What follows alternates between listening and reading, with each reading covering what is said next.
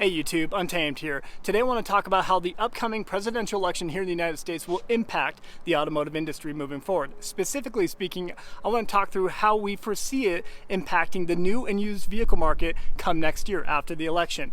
So I've done a lot of homework and research in preparation of today's video, guys, so stick with me. I'm going to try my best to remain objective as we talk through this. Obviously, a little bit of a controversial topic, I get it, but I do think there's value in opening up and having dialogue on this because it is important and it's on a lot of people's minds, and for good reason. So in today's video, I'm gonna kind of break it into three different sectors. I'm gonna open with, what are the generic stats, facts, and figures surrounding the thoughts and opinions of Americans, dealerships, and automotive manufacturers about the upcoming election, how they feel, regardless of what direction it goes, how do they feel it's going to impact their industry. And then I'm going to talk through both the Democratic and Republican Party. What kind of changes do we foresee from each of them, right? And I'm gonna try my best to remain objective as we talk through it. I really am. If you've been following my channel for a while, you know what side of the fence I likely fall on, but I'm gonna try to keep that to the side and really highlight what are those changes that we would expect to see if Harris were to win the election. But I'm also going to talk through if we see Trump win, what are those changes that we expect to see if he takes office again, right? So stick with me in this video. We're really going to peel back several layers of the onion. I'm really curious to know what you guys think. Stick with me. So before I jump into it, I do feel like I need to make mention right from the start. Obviously, there's going to be a lot of conflicting opinions on this, and rightfully so. And that's what makes America great. We're able to have differing opinions, thoughts, and different positions on hot topics, and at the end of the day, we can still come together because we are American. And I can tell you, after having worn the uniform for the last 12 years, I take tremendous pride in freedom of speech, in all the core values of America. So even though we don't always agree here in the States, we often fight and clash over things, at the end of the day, there's nowhere else that I would rather be. And I've been stationed around the world in a few other places, and well, no place compares to the US, guys. So let's get into it. So you can't talk about the automotive industry without talking about inflation at large, right? So since 2019, we have seen a 37 to 38% increase of MSRPs across the board. And that is extremely indicative of just inflation at large, right? The vehicles that used to cost $50,000 are now $75,000, $80,000. And that has become the norm, which is a shame. So you can't talk about this without talking about inflation. 74% of consumers and 81% of dealers agree that this next election will have a tremendous impact on inflation at large. And historically speaking, any election, any presidential election, you generally see an upswing, kind of a pendulum swing back right at the turn of the election. We often see that influence on inflation and interest rates at large right after the election. So I think that's important to start with. So according to that Cox Automotive study, 60% of consumers say that this next election will impact their next vehicle purchase. Most of them do say that it will not affect their powertrain choice. And the vast majority of those who were surveyed say that they are opposed to government mandates of electric vehicles at large. Of those surveyed, 41% believe that prices of vehicles will go up right after the election, whereas 33% believe that the prices of vehicles will remain unimpacted. Cox Automotive, however, does suggest that there will be a 2.9% year-over-year increase of the prices of vehicles at large for the first half of 2025. It should come as no surprise that with an administration change, we often see a direct and often immediate change to the economy at large. For the automotive market in particular, this stems from trade policies and environmental regulations. So a lot of people aren't aware of this, but US presidents do have the authority to drive instantaneous impact on the automotive industry. We saw this from Trump a little bit when he was in office. The provisions of a 1962 trade law known as Section 232 allow the president to restrict imports that threaten to, quote unquote, impair the national security. Obviously, there's a level of can that pass the red face test, but this generally leads to increased tariffs on imports. A vehicle's tariffs increases the amount that a foreign automaker needs to pay to import their vehicles into the US for sale within our market. Now, a lot of people view that as a bad thing for auto manufacturers because it hurts their bottom line. They move to these foreign countries like Mexico, Canada, or other areas to lessen their labor costs ultimately compared to manufacturing within the US. So by adding these tariffs and added taxation to them when they import their vehicles for sale in the US, that hurts their bottom line. But on the opposite side of the coin, by adding these tariffs, it encourages these auto manufacturers to move production back into the US. If they're selling the vehicles in the US, why not build them in the US? That's kind of the mindset behind adding these tariffs. So you could argue that by allowing auto manufacturers to keep their labor costs low in other foreign countries to sell in the US, that's a good thing because it allows them to keep the cost of the vehicle itself low.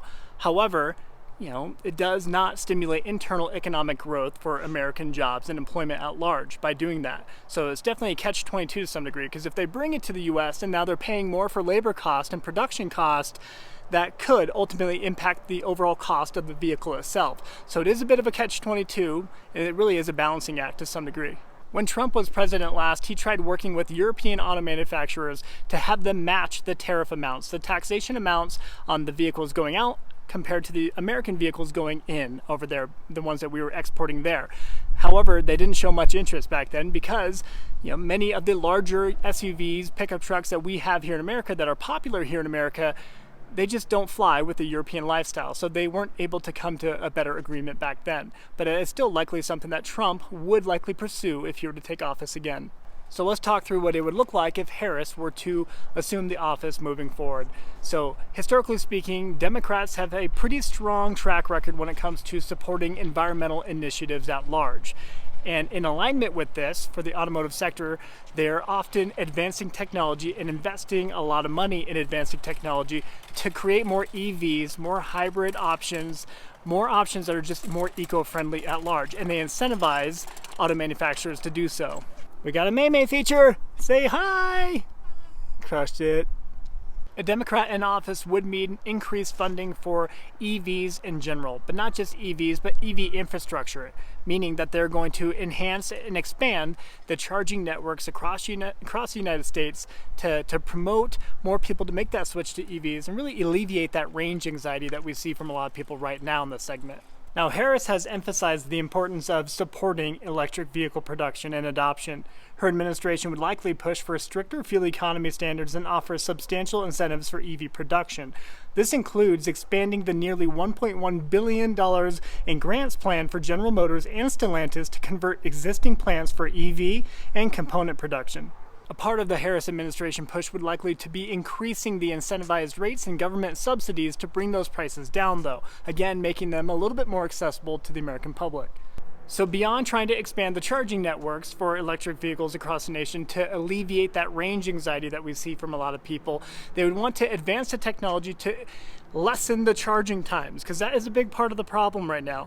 Comparatively to going to a gas station, just filling up your tank in about, 2 minutes or less, you would want that to be on par with your charging of your vehicle. As of right now, it takes far too long to charge up your vehicle. So paying and investing into that technology to try to make it a little bit faster is a part of the equation. For Democrats, it's all about climate change, right? They are trying to position the United States and our economy to be a carbon neutral economy by 2050. So they do this all to be a global leader in the fight against climate change. So let's talk about Trump for a second. During Trump's first term, he made a number of changes that lessened the environmental regulations for the sake of boosting the economy. We saw him roll back numerous ecological protections to reduce the regulatory burden on businesses and foster economic expansion and growth. By imposing tariffs on imported vehicles and parts, Trump aims to encourage production of cars within the United States, thereby creating more jobs and supporting the domestic economy. Putting Americans first is the way he puts it. Generally speaking, for Republicans, keeping jobs in America is a priority, making things a little bit more homegrown. So because of that, the more that an auto manufacturer produces and builds vehicles in cheaper labor foreign countries, the more that we hike up tariffs on them, hike up taxes on them. So we charge them more to sell within the United States if they're spending a lot less on labor in forcing Americans to lose out on jobs on the production line and actually building these vehicles and parts. So although good for Americans when we have more jobs, it does beg the question of, will we begin to see retaliatory tariffs conducted by other countries on vehicles that we export to them? So that becomes a part of the conversation as we increase tensions by hiking up tariffs on other countries. The 2024 Toyota Tacoma is a prime example of this. This particular Tacoma now is built entirely out of Mexico. They kind of split it between Texas, San Antonio, and Mexico in years past, but now it is built entirely out of Mexico because it cost a lot less in labor fees, as you'd imagine perhaps, to build the new Tacoma down there. $2.70 per hour is what Toyota will pay their employees on the production line in Mexico, compared to about $18-ish on average here in the United States. So they save about 80%, over 80% in labor costs itself. So for that reason alone, a lot of vehicle manufacturers really appreciate the ability to produce their vehicles and have them assembled, final assembly in Mexico in particular. Cheaper labor companies, India, China, that kind of stuff. So within this complex trade environment, one other thing we need to consider is when we hike up these tariffs on these other auto manufacturers in other countries, we also get the chance of seeing some tensions rise with our global supply chains. It impacts that ultimately in our international markets that we rely on for products for our vehicles built within the US. So one other complex nuance worth mentioning is currently China building vehicles for the US market and importing into the US are subject to a 25% tariff on top of the sale price of the vehicles for each vehicle. But China has found a little bit of a loophole. Them building their vehicles in Mexico with Chinese parts only subjects them to a 2.5% tariff. So definitely a loophole that China has been working for a little bit, and they will continue to work moving forward. With a Republican in office, you can expect that to change, as Trump has already made mention of hiking up that tariff 100% or more on Chinese vehicles being made out of Mexico for the US market. And because Republicans generally focus on maximizing jobs for Americans and keeping production and operations within the US, keeping them stateside, for that reason alone, foreign automakers generally prefer having a Democrat in office, right? Because they know that it's going to heighten their restrictions, heighten their tariffs, and ultimately cost them more to sell within the US. I think that's important to note. So even though EVs and hybrids haven't really popped off within the States in popularity, they are still getting carbon credits or green credits from the government, right? Ultimately, we, the taxpayers, pay for it, but the government is paying these automakers to lean forward with EV and just more fuel-efficient vehicles, building that and advancing that technology, right? So they're going to get paid out no matter what, is the way they see it. So when they see a Republican come into office, that'll make them a little bit nervous because they have already invested a ton of money in that infrastructure in building out these new, more fuel-efficient vehicles. So really, for these foreign automakers that are really leaning into the EV segment and hybrid segment, they want to have a Democrat in office. The Republican Party is going to be less concerned about maximizing fuel economy moving forward. So this right here is a Ram TRX Final Edition. So we're kind of too late to save a vehicle like this, as the name entails, the Final Edition. There will be no more supercharged V8 Ram TRXs in the future. So these are going away. 2024 is the last model year of it. So regardless of who wins the presidential election, this is gone. But if a Democratic member ends up winning, there is a good chance that vehicles like this or similar to this are going to die even faster moving forward. So there's goodness to some people when they see that and hear that, but also that is a bad thing to some folks. What do you think? One little plug here I'll make. Here in my hometown, there is a dyno refinery that's been here for years.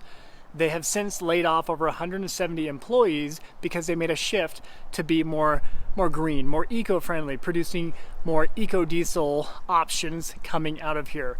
And because of that, they laid off over 170 employees, but they are still more so in the profit margin, more so in the green because of the government handouts and government subsidies, these tax credits and carbon credits that they get handed by the government. So they as a company are doing better, but ultimately they laid off 170 plus employees. So something to think about. All right, guys, we'll wrap up the video there. Let me know what your thoughts are. How do you see the direction of the automotive industry going if we get a Republican in office, and what do you think is going to happen if we get a Democrat in office? I'd be truly curious to know what you guys think of it.